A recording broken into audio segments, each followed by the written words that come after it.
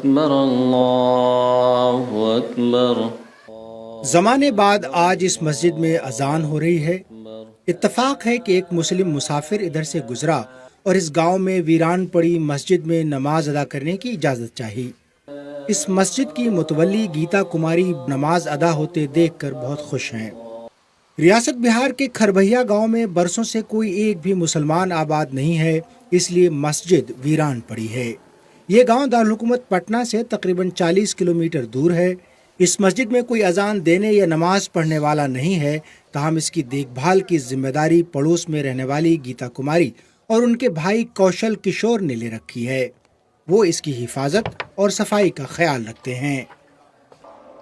یہ بچار تو برسوں سے تھا، لیکن 2019 میں ہم دونوں بھائی بہن ایک ہی ساتھ دیکھ کر بولے کہ یہ جو مسجد کی استھتی اچھی نہیں ہے، بڑھیا نہیں لگتا ہے دیکھنا اس جرجر استھتی میں، اس کے لیے کچھ کرنا چاہیے۔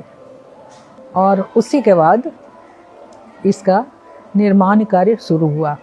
یہ مسجد بوسیدہ ہو کر منہدم ہو گئی تھی اور گائے بھینس کا استبل بن چکی تھی۔ پھر گیتا اور کوشل نے اس کی مرمت کروائی۔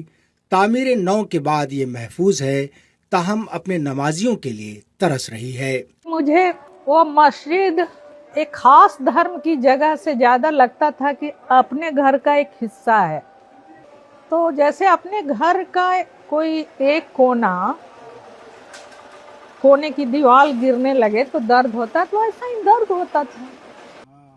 کھربھیا سے تقریباً 80 کلومیٹر دور واقع ماڑی گاؤں کے اجے پاسوان پوجا پاٹ ختم کر رہے ہیں، تاہم اب ظہر کا وقت ہو چلا ہے، اس لیے انہیں اپنے گاؤں کی مسجد میں اذان دینے کی جلدی ہے۔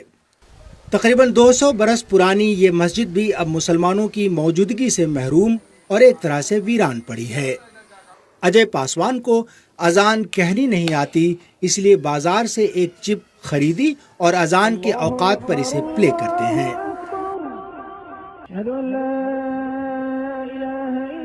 یہ پروگرام ایک ہو گیا، ہم 3 دوست تھے، ٹھیک ہے، تو یہ راستے سے آ رہے تھے، آئے تینوں مل کے، اب تینوں مل کے آئے تو بیٹھے بات وچار ہوا، تو یہ جو فرش دیکھ رہے ہیں اس میں بہت جنگل تھا، تو تینوں مل کے صاف کرنا چالو کر دیے۔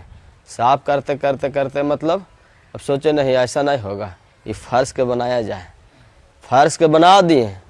فرش کے بناتے بناتے پھر سوچے نہیں اس میں سانج بتی ہو گئے، اگربتی لوہمان جلاوے تو ذرا اچھا رہے، وہاں سے مطلب ہم لوگ کا موڈ چینج ہوتے چلا گیا۔ پھر سوچے نہیں مائک لاؤ اور ایک مشین لاؤ، انجام دینا شروع کر دو۔ مسجد میں نہ تو کوئی امام ہے نہ ہی کوئی مؤذن، اور چونکہ گاؤں میں اب کوئی مسلمان رہتا ہی نہیں، اس لیے نماز پڑھنے کے لیے کسی کے مسجد میں آنے کی توقع بھی نہیں ہے۔ بس کسی وقت یہاں باقاعدگی سے نماز ادا ہونے کی یادیں باقی ہیں، اور وہی یادیں ماڑی کے ہندو باشندوں کے دل و دماغ پر نقش ہیں۔ ٹائم گھٹتا بڑھتا ہے نا، اس طرح سے انجان 5 وقت انجانا پڑتا ہے، سمجھے۔ نماز تو ہوتا نہیں، اس لیے کہ ہم ہنڈم کوئی رہتے ہیں نہیں تو نماز نہیں ہوتا ہے، سمجھے، اس لیے نماز ہی رہے گا تب نا۔ گاؤں والوں کے دلوں میں مسجد کی تعظیم و تکریم بھی ہے، چنانچہ کسی بھی شادی برات کی تقریب سے قبل یہاں کے لوگ سب سے پہلے مسجد اور اس مزار پر حاضری دیتے ہیں۔ پہلے سے بھی آج کو لوگ بھی سردہ ہے کہ گاؤں میں جب فنکشن ہوتا ہے تو سب سے پہلے اسی میں گوڑ لگا جاتے ہیں، تبھی کہیں جاتے ہیں، باراتی یہاں سے نکلتے ہیں۔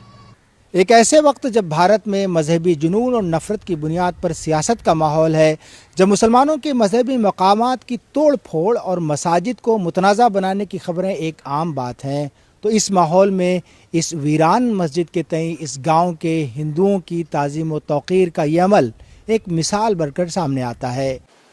ایک وقت تھا کہ ان گاؤں میں تقریباً نصف آبادی مسلمانوں کی تھی، تاہم تقسیم ہند کے دوران بہت سے لوگ پاکستان ہجرت کر گئے، اور جو بچے تھے وہ بعد میں متعدد بار ہونے والے فرقہ وارانہ فسادات کے سبب محفوظ مقامات پر نقل مکانی کر گئے۔